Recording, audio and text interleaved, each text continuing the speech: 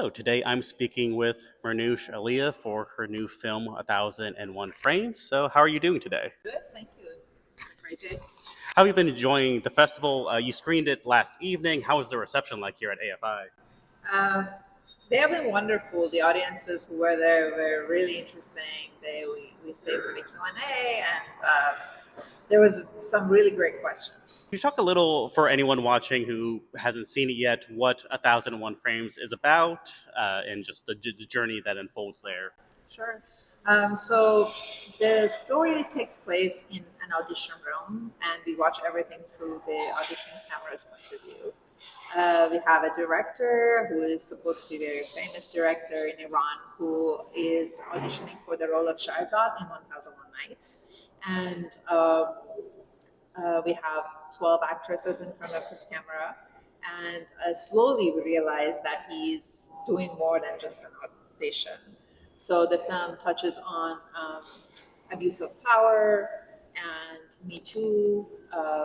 So yeah, we get a variation of stories from the women and their lives, and we get to meet them. And but yeah, the core of the story is about the abuse of power. You wrote and directed the movie. Did the idea begin with the Me Too movement, or how long has this story kind of been percolating? It actually started a while ago when I was in graduate school. And I mean, the gist of it actually started a lot before that when I was very young. A friend of mine who wanted to be an actress, she was very talented. She was going to a lot of auditions, and she was taking really good classes. She was really proving to be a very talented actress, but she kind of slowly started to get experiences of what we explore in the film. So she decided to give up on her dream of becoming an actress, and she became very depressed quickly. She married very young, and she became a completely different person. I've lost touch with her, but until the time that I was following her life, she totally went on a completely different path. And for me, in a way, I watched a young woman die as her dream died.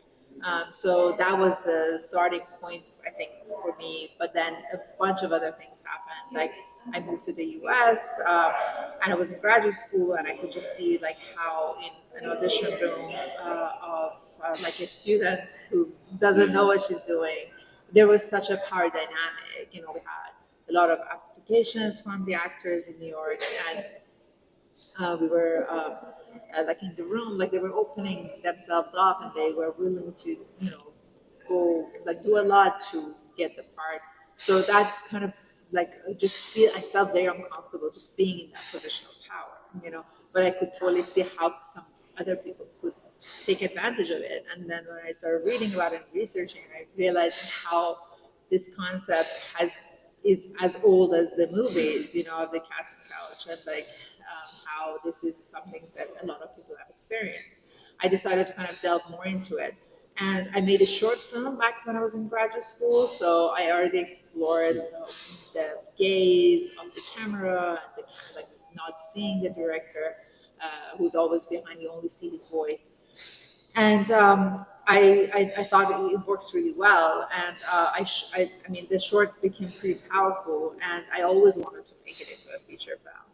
And but I didn't do it until I was trying to see where is the best place. I actually wanted to do it in English, so it was always my intention to do it in the States. And after the Me Too movement happened, I became even more interested in this and did a lot of research. But then when women life freedom in Iran happened, I realized that it's actually a lot more interesting if I do it in Iran, and kind of bring another layer to this. And the movie had to be filmed kind of under the radar in Iran, if I researched that correctly. You didn't have like permits. It's all in one just audition space, right?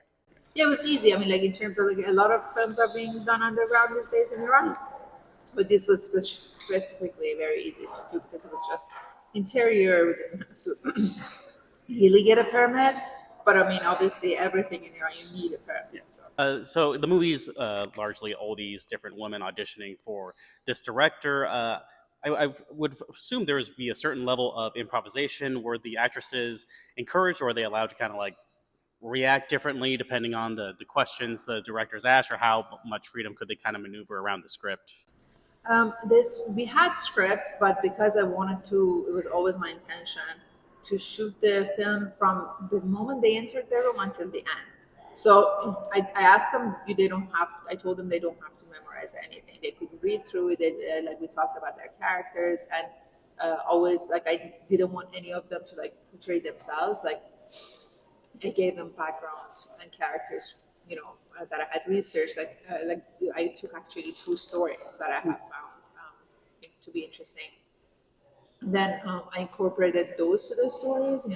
So for that reason, but then I didn't want it to be all like exactly my lines. But the characters were there. The story, they knew how the story is gonna progress, but they could say their own words. So with that in mind, like, were there, how much did you storyboard the film, or was there also room to play with, because there are moments where the camera will zoom in on an actress's face when she has a particular reaction to a question being asked. Did you also discover that on the fly, or were there moments you knew, like, let's zoom in here, let's move around with this element? That all came through from working with my DP, who is a close friend, who really knew about the project and what was my intention. So I left it to him. He was basically playing the man in a way, like he was supposed to be in his mindset. So him and the actor were kind of coordinating everything together.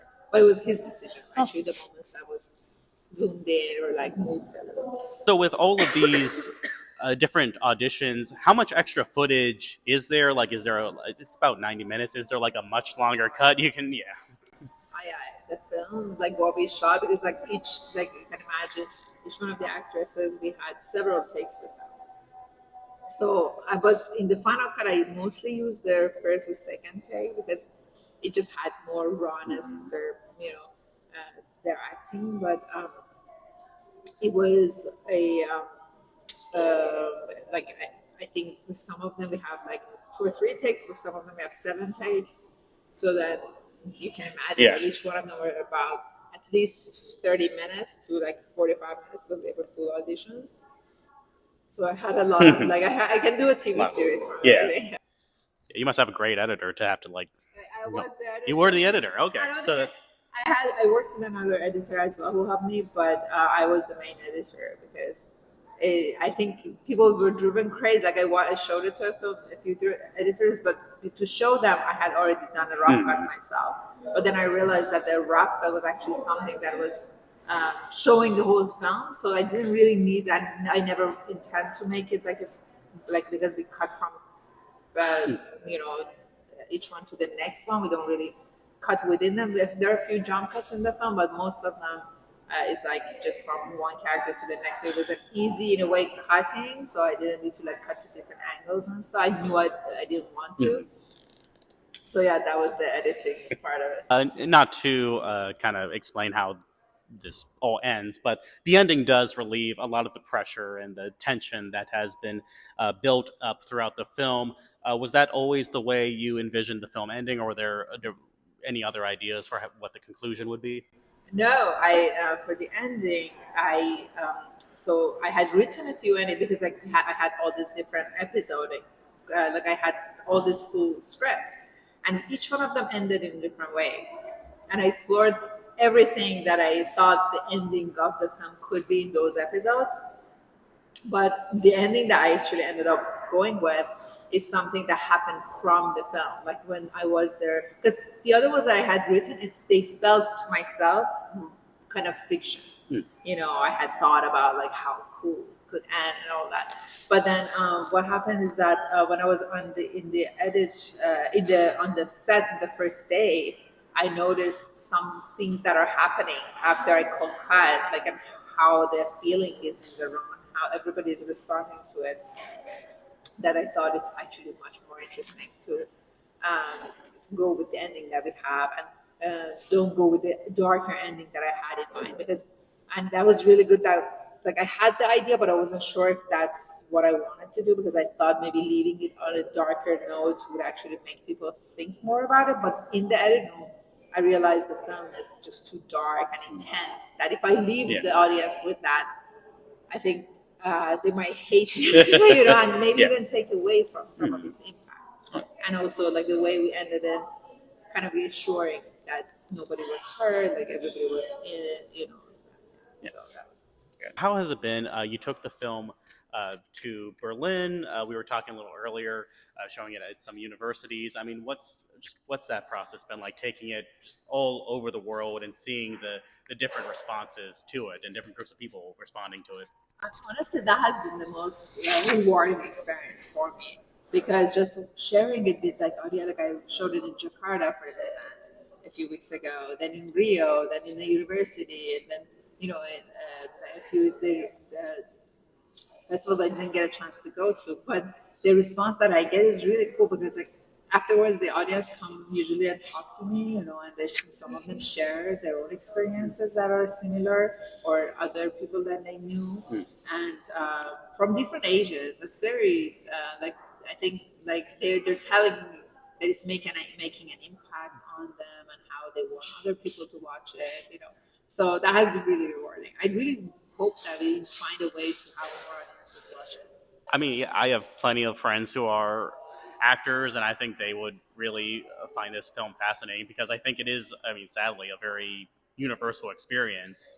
Yeah, absolutely. Like when I started on this journey, I knew it was a universal story. Sadly, as you said, but yeah, that's why I think like many different ages and different backgrounds. A lot of people like not even in the industry. They're in different. Like I have a friend who is a doctor and who has experiences like that. So so just to see how anywhere where somebody in power is abusing it, we can have similar situations. It's just like what we did in this one is like a microcosm of what we Yeah. could, what this world can be. We're here at AFI Fest. Are there any films you've been able to watch or anything you're looking forward to seeing during the festival? I did watch the Divine Comedy, another Iranian film that was at the festival, and I really enjoyed it. And I'm hoping to watch Yes and La Poete. I heard a lot of great things about them, and I'm gonna try to watch as many as films. Yeah. Great. So, well, congratulations again on 1001 Frames.